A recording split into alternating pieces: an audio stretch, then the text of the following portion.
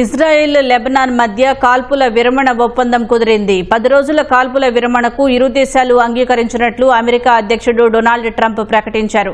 ఈ మేరకు Israel Lebanon నేతలతో తాను మాట్లాడినట్లు సోషల్ మీడియా ట్రూత్లో వెల్లడించారు. శాంతి నెలకొల్పేందుకు ఇరు దేశాలు అంగీకరించినట్లు తెలిపారు.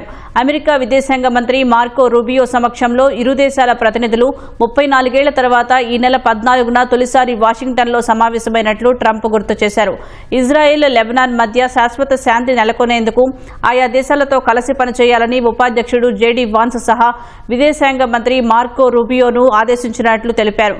ప్రపంచవ్యాప్తంగా ఇప్పటి వరకు 9 యుద్ధాలను ఆపటం గౌరవంగా ఉందన్న ట్రంప్ ఇది 10వ యుద్ధం అవుతుందన్నారు.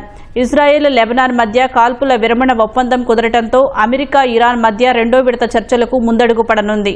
అమెరికాతో శాంతి చర్చలకు లెబనాన్పై ఇజ్రాయెల్ దాడులు ఆగాలని ఇరాన్ షరతు విధించింది. ఇజ్రాయెల్ లెబనాన్ మధ్య 10 రోజుల కాల్పుల విరమణ ఒప్పందం కుదిరినట్లు ఇజ్రాయెల్ ప్రధాని బెంజమిన్ నెతన్యాహు ధృవీకరించారు.